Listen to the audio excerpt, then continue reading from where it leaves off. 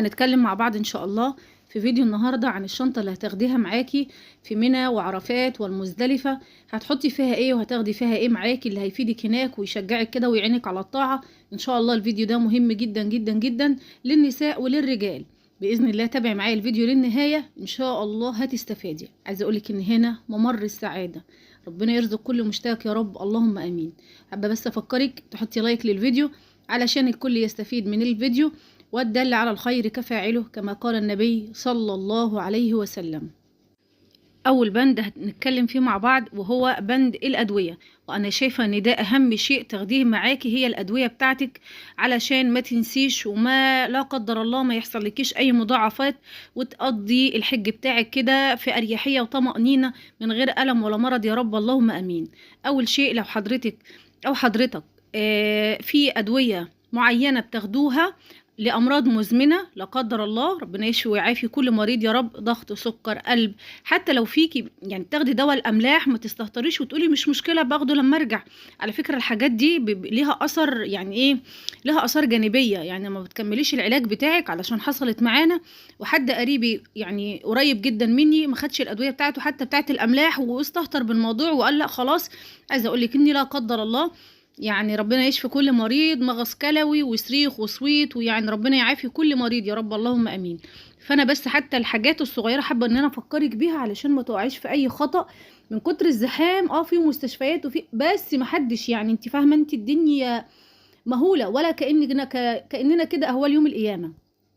فحافظي على نفسك على قد ما تقدري وخدي الادويه بتاعتك حتى لو انت شايفاها بسيطه من وجهه نظرك. واهم الادويه برضو اللي لازم تكون معاكي النساء والرجال، والرجاله كمان اخص، موضوع المراهم اللي هي الالتهابات والتسلخات، وعلى رأسهم طبعا الفازلين. يبقى احنا كده اتكلمنا في الأدوية اللي هي المزمنة والأدوية اللي هي الالتهابات والتسلخات. بعد كده خدي معاكي وانتي مسافرة للحج أدوية مضاد حيوي بودرة، مضاد حيوي بودرة ما تفتحيهاش، خدي نوعين مختلفين. اسألي الصيدلي على نوع يكون كويس يمشي مع كل الأجسام، وخدي نوع برضو حبوب علشان لو دور خفيف احتقان خفيف، ما انتش سخنه ما انتش اي شيء، لان مش كل الادوار او التعب اللي بيجي بيحتاج له مضاد حيوي حقن. في حاجات كده خفيفه بتروح بالمضاد الحيوي البرشام طبعا. على رأسهم طبعا خدي معاكي المسكن، خدي نوعين مختلفين اسامي مختلفه، خدي نوع شديد ونوع بسيط، خدي كمان معاكي من ضمن الاساسيات معاكي دواء للبرد وللصداع وللرشح، يعني مش مسكن بس. وطبعا خدي معاكي بسط للعضلات علشان مع المشي الكتير والحركة احيانا كده بيحصل شد عضل للرجل او للدراع او يعني خديه معاكي احتياطي. انا بصي ما استغنيتش عنه، وطبعا هقولك في كل فيديو برضو ان اختي حصل لها تعب هناك واشترت شريط برشام ما يعادل 800 جنيه مصري. يعني الشريط البرشام كان من هنا في مصر مثلا ب50 ولا حتى ب100 جنيه، هي راحت اشترته من هناك ب800 جنيه مصري. فخدي بالك علشان فرق العملة ده، يعني كل حاجة غالية جدا. ده كده كان بند الأدوية. وطبعا للنساء في أدوية، يعني استشيري طبيبة مسلمة تقولك على أدوية منعة أو بتمنع نزول الدورة الشهرية علشان تأدي مناسك الحج بتاعتك بأريحية وطمأنينة. طبعا ده بالنسبة لبند الأدوية. أما البند التاني وهو بند الأكل والشرب، طبعا انا زي ما بقولك هتاخدي معاكي اكل خفيف علشان ما تحتاجيش ان انت تدخلي الحمام كل شويه، اعزكم الله طبعا. ف يا دوبك تمر، يعني فاكرين كده ايام زمان لما كنت بتقولي لي ماء وتمر يكفي؟ في الحج برضو ماء وتمر يكفي. عايزه تاخدي معاكي هيبقى مثلا كيسين عيش معاكي في الشنطه، وعلب جبنه كده، علب مربى، عسل نحل، الحاجات اللي هي الخفيفه خالص. طب هعيش عليها كام يوم؟ هتعيشي معاها عليها كام يوم.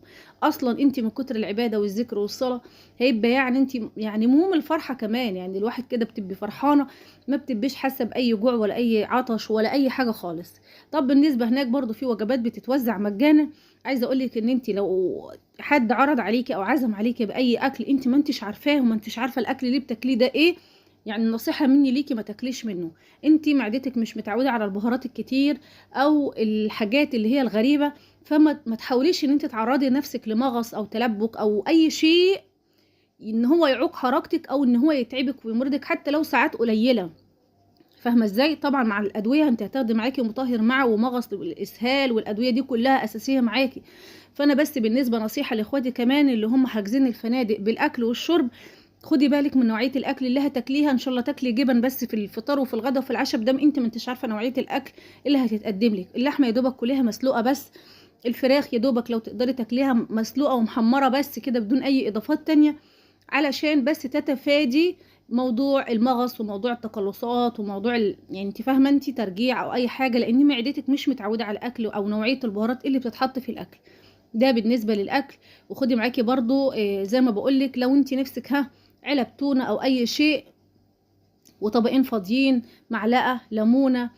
خدي معاكي طبعا لو اللي هو الترمس السخان اللي هو عفوا، بيبقى فيه ناس اصلا هتبقى موجوده في المخيمات موجوده معاها السخان والاكل بتاعها، فانت مش عايزاكي اصلا تتشغلي بالاكل والشرب، انت رايحه اليوم ده ما تضيعوش من ايدك، ومعاكي كنز كده عظيم من عند الله سبحانه وتعالى، من عليك وفضلك على كثير من عباده ان هو يصطفاكي يوديكي هناك، فولا يشغلك بقى اكل ولا يشغلك شرب، خليكي كده في معايا مع ربنا. انا بس بقولك خدي بس علشان الادويه اللي هتاخديها، وعلشان المجهود يبقى فيكي حيل ان انت تصلي وان انت تذكري الله وان انت تعبدي الله، يعني انت تبقي قاعده في مكانك مش هتمشي.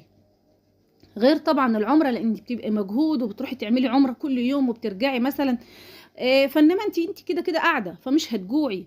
فعادي لو كلتي كده حاجات بسيطة خالص علشان تقدري على العبادة، وعلشان ما تدخليش الدورات المياه، لان طبعا الدنيا هناك زحام شديد. اما بالنسبة للملابس فهتاخدي غيار كامل متكامل معاكي.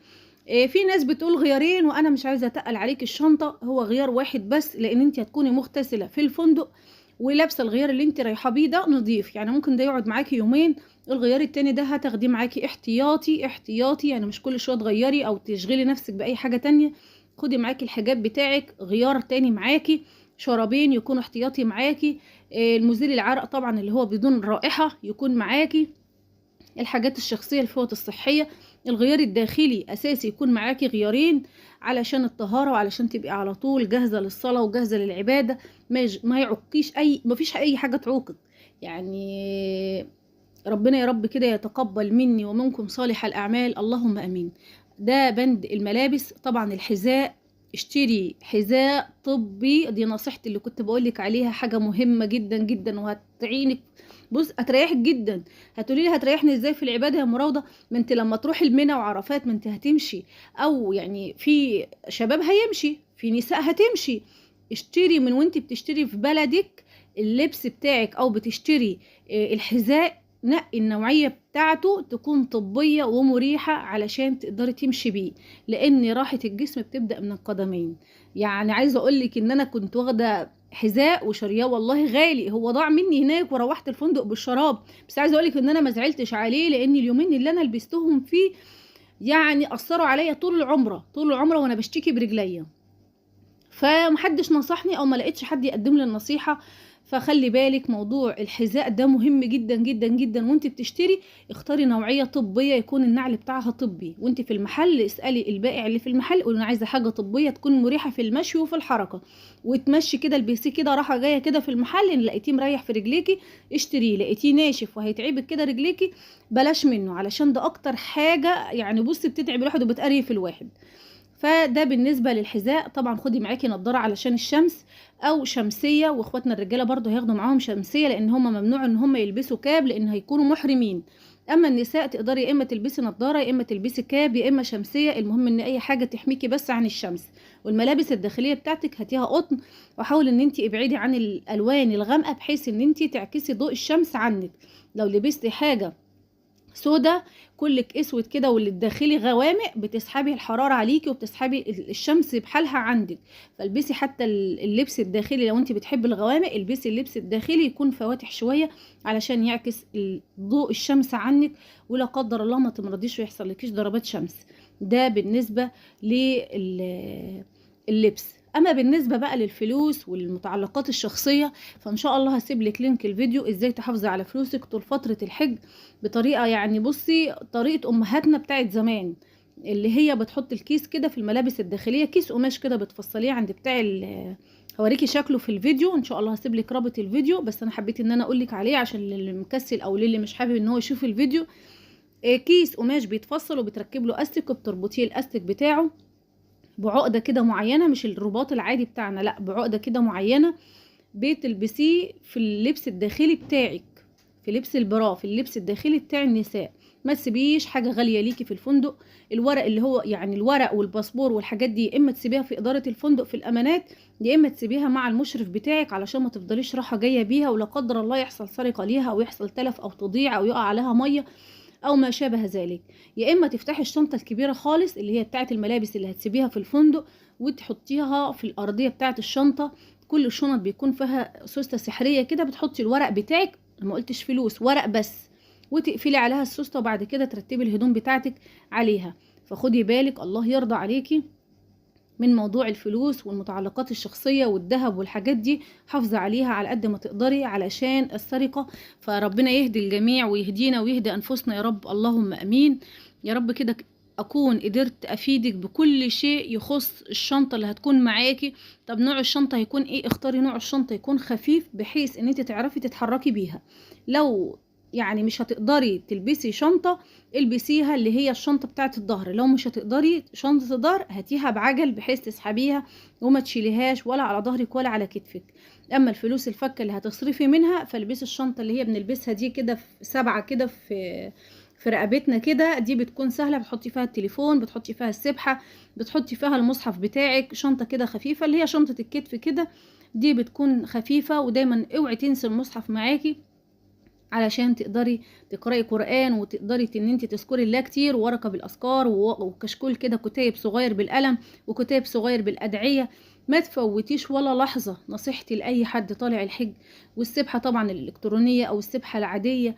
بصي، اي حاجة تخص العبادة خديها معاكي. في سجادة صلاة بتتباع دلوقتي علشان مش يعني مش طول الوقت ممكن تقعدي على حاجة تسندي بها ظهرك. ففي دلوقتي مصلية صلاة او سجادة صلاة بتقعدي عليها، يليها زي مسند كده بتتني نصها، بتقدري ان انت تسندي ظهرك عليها. لو ما لقيتيهاش عادي خالص، انما سجادة الصلاة دي اساسية برضو من ضمن الاساسيات اللي هتكون معاكي. انا بس بديكي فكرة ان في دي بتتباع، لو ما لقيتهاش هنا في مصر فانت هتلاقيها هناك في مكة المكرمة كتيرة جدا جدا جدا. لو والدتك ست كبيرة بتحب ان هي تسند ظهرها او اي شيء، دي هتكون مفيدة جدا جدا. حتى وانت بتقرأي القرآن، بدل ما تفضلي مميلة كده وقاعدة محنية ظهرك، لا دي مريحة جدا جدا جدا في القعدة. فدي كل الحاجات اللي انا ان شاء الله باذن الله اللي هتخليكي تأدي العبادة بتاعتك وانتي في اريحية وطمأنينة وسكينة، وتكوني في معية مع ربنا سبحانه وتعالى. أسأل الله لي ولكم القبول، وما تنسوناش من خالص دعائكم. أما الدعاء فادعوا لأولادنا وأولاد المسلمين بالهداية وصلاح الحال والنجاح والتوفيق، اللهم أمين يا رب العالمين.